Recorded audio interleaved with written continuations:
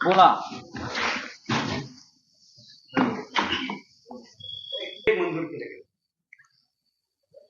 नाही, चर्चा झाली. अँटी पेपर लीक जे विधेयक आहे 2026 त्याच्यावर चर्चा झाली ना. राज्यसभेमध्ये आम्ही सगळ्यांनी मतं मांडलेली आहेत. मल्लिकार्जुन खरगे यांचं मुख्य भाषण झालं, त्यानंतर सर्वच विरोधकांनी आपापली मतं मांडली. पण इतका मोठा गंभीर प्रश्न असताना विद्यार्थ्यांवर लाठीमार झाला, टिअर गॅस ची नळकांडी फोडली, पॅलेट गन वापरल्या, मुलं जखमी झाली, हजारो विद्यार्थ्यांनी आंदोलन केलं, संसदेवर थडकली. पण एरवी विद्यार्थी आणि परीक्षांवर बोलणारे पंतप्रधान हे संसदेमध्ये उपस्थित नव्हते, गृहमंत्री उपस्थित नव्हते.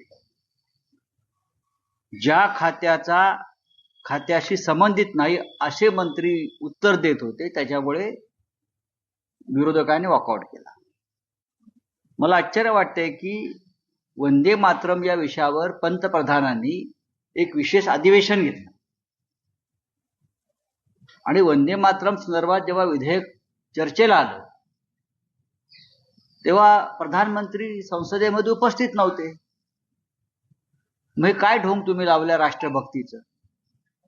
तुम्ही वंदे मातरमवरती एक अख्खं अधिवेशन घेता, काँग्रेसवर टीका करण्यामध्ये 1 तास घालवता वंदे मातरम संदर्भात, आणि वंदे मातरम हे विधेयक जेव्हा चर्चेला आलं, मंजुरीला आलं, तेव्हा प्रधानमंत्री संसदेमध्ये नसतात आणि अमित शहाही नसतात.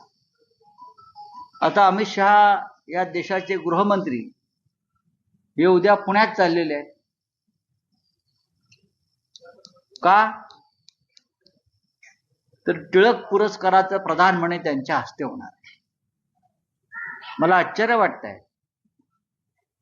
की लोकमान्य टिळक यांच्यासारखा स्वातंत्र्य लढ्यातला कर्ता पुरुष, ज्याने स्वाभिमानानं, अभिमानानं आणि शौर्याने ईस्ट इंडिया कंपनीशी 2 हात केले, तुरुंगवास भोगला, त्यांच्या नावाचा पुरस्कार सध्याच्या ईस्ट इंडिया कंपनीचे व्यवस्थापकीय संचालक अमित शहा यांच्या हस्ते देण्याचा घाट ज्या कोणी घातला असेल त्यांच्या बुद्धीची मला कीव येते. पुणेकरांनी त्यांना विरोध करायचं ठरवलेलं आहे आणि त्या पुणेकरांचं मी अभिनंदन करतो. पुण्यामध्ये अमित शहांच्या विरोधामध्ये आंदोलनाची परवानगी पोलिसांनी नाकारलेली आहे. ही पुन्हा एकदा एक साम्राज्यशाही आहे.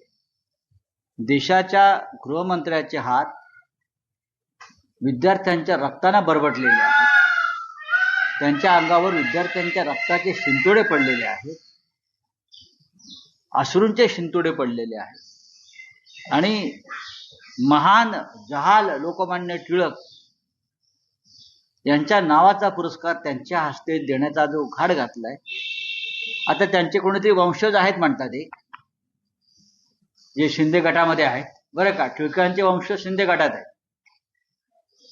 त्यांनी म्हणे यात राजकारण आणू नका सांगितलंय. मग अमित शहा कोण आहेत? अमित शहा कोण आहेत? अमित शहा हे काय बाबा आमटे आहेत का? काय शिवाजीराव पटवर्धन आहेत? कोण आहेत? नैतिक दृष्ट्या हे अधपतन आहे. लोकमान्य टिळकांच्या नावानं हा जो बाजार आहे, हा पुणेकर जनता मान्य करणार नाही. जर योग्य व्यक्ती असती गृहमंत्री म्हणून त्या तोलामोलाची, तर नक्कीच आम्ही त्याचं स्वागत केलं असतं.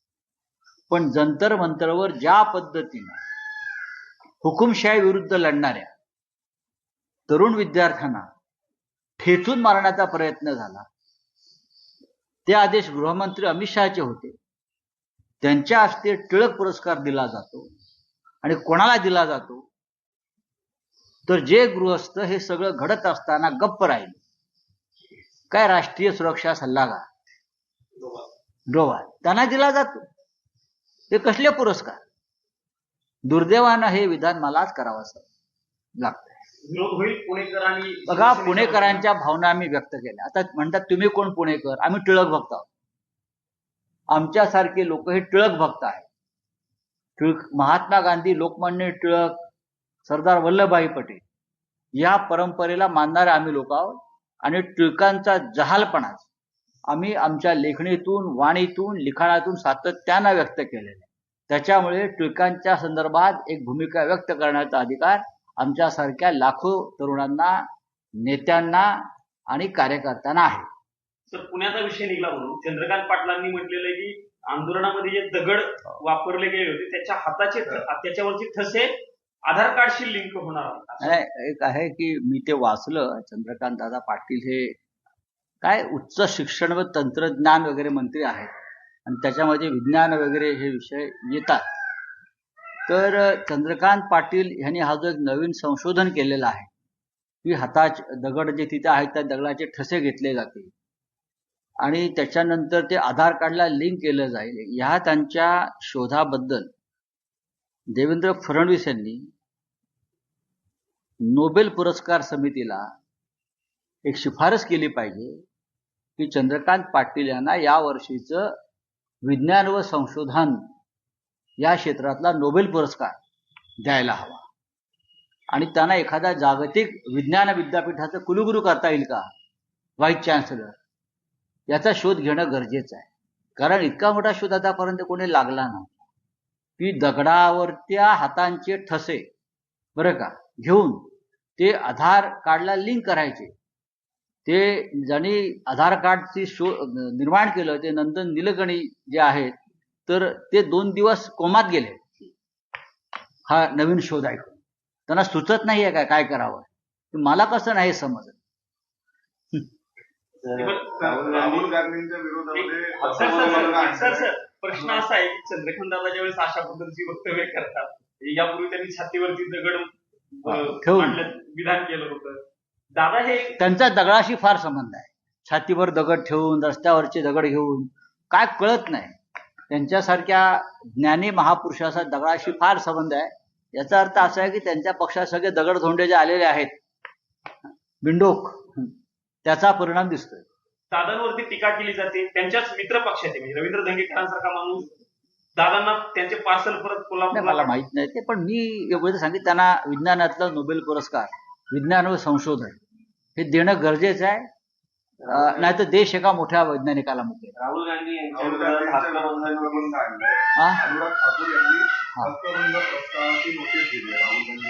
आणू द्या ना, अनुराग ठाकूर आणतील किंवा अजून कोणी आणतील.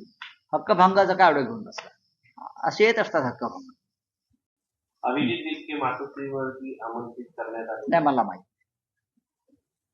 बोले अभिजित दीपकेंच्या भेटी काही शिंदेचे मंत्री घेतात, त्यावरून भाजपच्या मी त्याच्यावरती आता मत व्यक्त करणार नाही. कारण आंदोलन संपलेलं आहे. दीपके त्यांच्या घरी गेलेले आहेत आई वडिलांना भेटण्यासाठी आणि त्याच्यामध्ये कोणत्याही प्रकारचं राजकारण कोणी करत असेल तर ते करू नये अशी उद्धव ठाकरे साहेबांची भूमिका आहे. सर, ईश्वरपूर जी नगरपालिका झाली होती ते नगराध्यक्ष पदाचा निर्णय रद्द झालेला होता.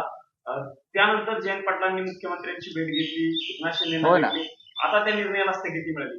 जयंत पाटलांच्या आधीच चर्चा होती जयंत पाटलांच्या भेटीची. या सगळ्या बघा, ही चर्चा तुम्ही केली. जयंत पाटलांनी वारंवार खुलासा केलेला आहे की जे ईश्वरपूरच्या नगराध्यक्षांना बेकायदेशीर पद्धतीनं त्यांची निवडणूक रद्द केली तिकडल्या कलेक्टरनं. ते लोकनियुक्त नगराध्यक्ष होते आणि हजारोंच्या मताने ते निवडून आले होते. या बेकायदा निर्णयाविरुद्ध ते रात्री मुख्यमंत्र्यांना भेटले. त्यावेळेला मग महापालिका आणि नगरपालिकांचं खातं हे मिंधांकडे असल्यामुळे तो विषय मिंधांकडे वर्ग झाला आणि त्यानंतर त्याला स्थगिती मिळाली असेल तर आनंद आहे. त्याच्यामुळे आता जे काही विचार पुढे चालले होते सगळ्यांचे, त्या विचारांनाही स्थगिती मिळाली असेल. बोलिए. हिंदी में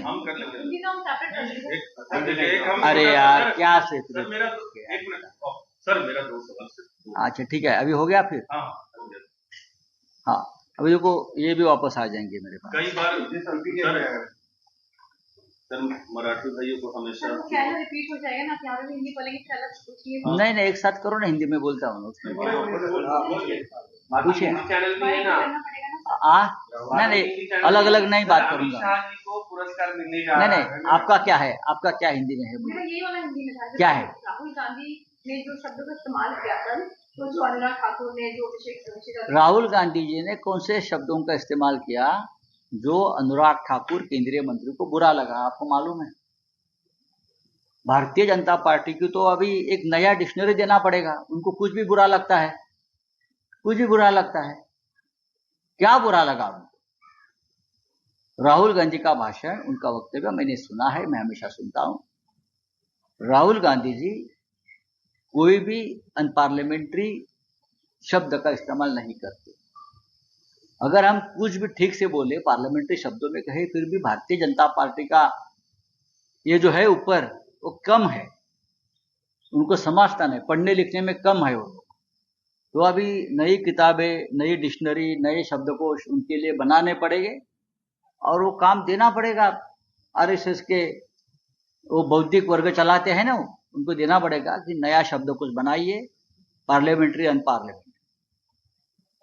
तो अभी अनुराग ठाकुर विशेष अधिकार हनन का प्रस्ताव ला रहे, लाने दो, कोई चिंता नहीं। और क्या है, चलो निजाम जी, निजाम मेरा जल्दी आ जाओ भाई, जल्दी जाइए।